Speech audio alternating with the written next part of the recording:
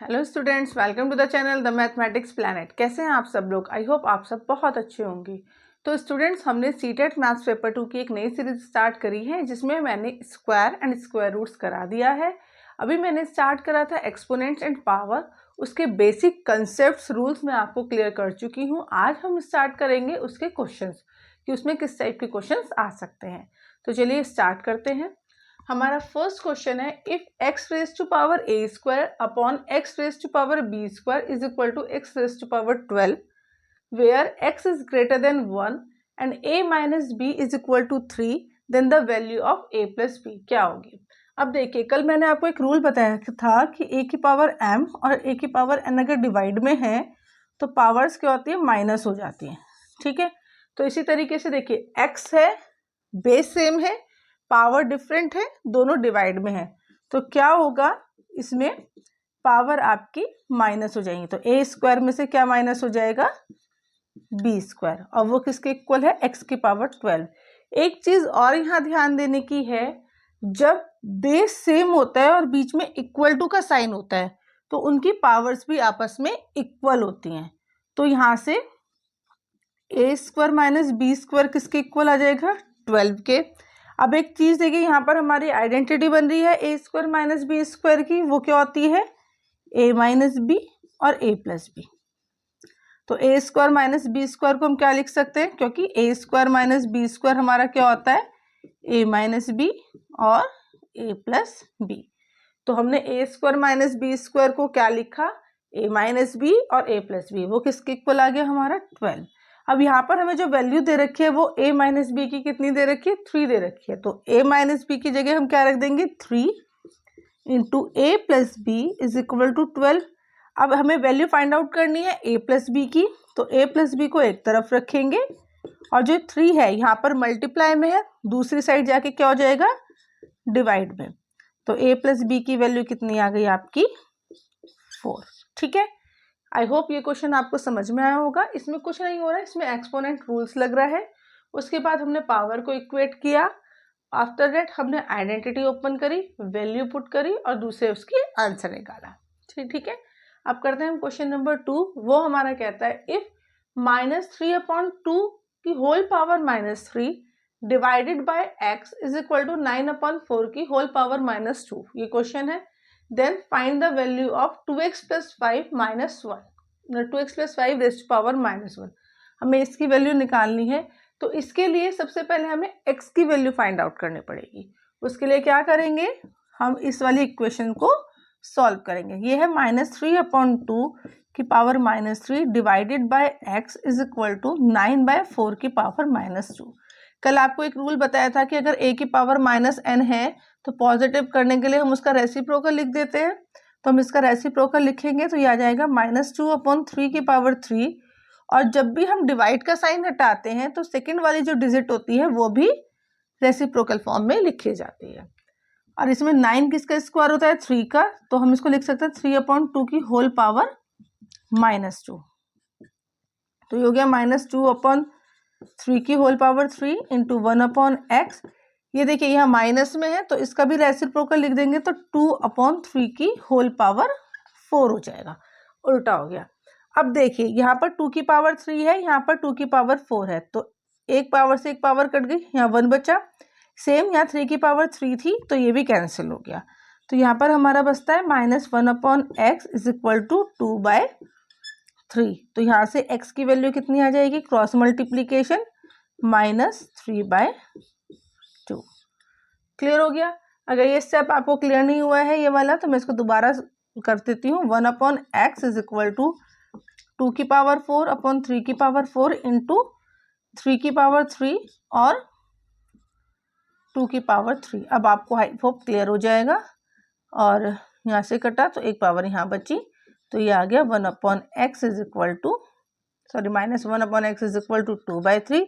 और जब हम इसको करेंगे तो x is equal to -3/2। I hope दोनों ही क्वेश्चन आपको समझ में आए होंगे। तो चलिए नेक्स्ट क्वेश्चन की तरफ।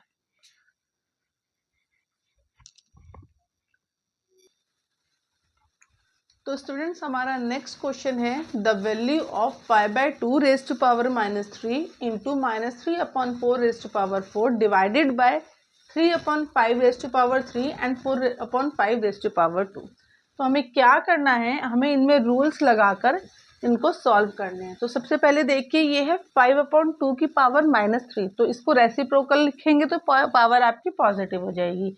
तो ये आ गया 2/5 की पावर 3।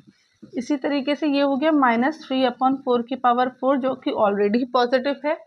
अब सेम ये इसको रेसिप्रोकल लिखेंगे, डिवाइड का साइन हटाकर, तो ये हो जाएगा 5/3 की होल पावर 3 इंटू 5/4 की होल पावर 2। ठीक है, अब यहाँ देखिए हमें क्या क्या करना है।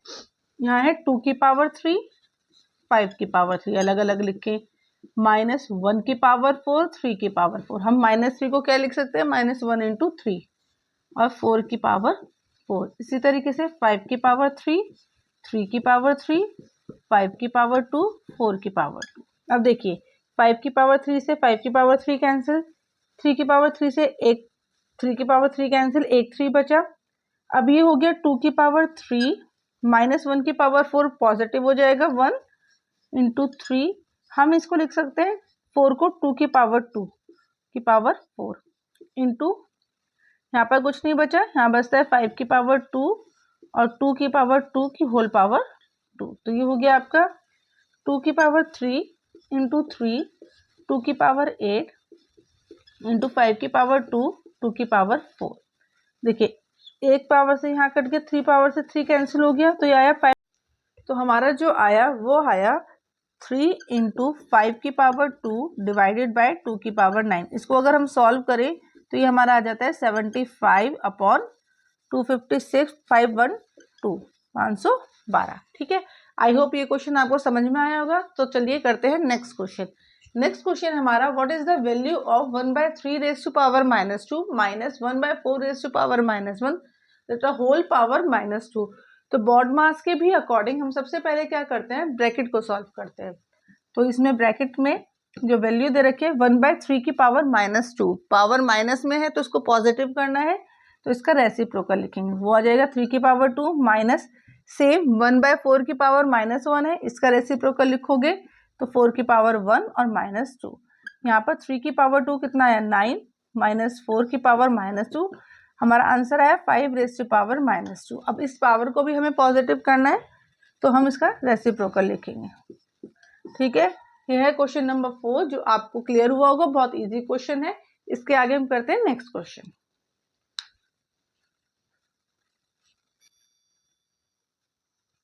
तो स्टूडेंट्स हमारा जो लास्ट क्वेश्चन है वो है if 2/7 raise to power -3 into 4/49 raise to power 6 is equal to 2/7 raise to power 2m-1 then the value of m। हमें इसमें m की वैल्यू फाइंड आउट करनी है।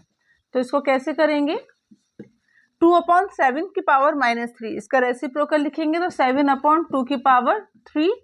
इसी तरीके से देखिए 4 को हम लिख सकते हैं 2 की पावर 2 और 7 को भी हम लिख सकते हैं 2 की पावर 2, 7 की पावर 2 होल पावर 6, और ये है आपका 2/7 की पावर 2m-1।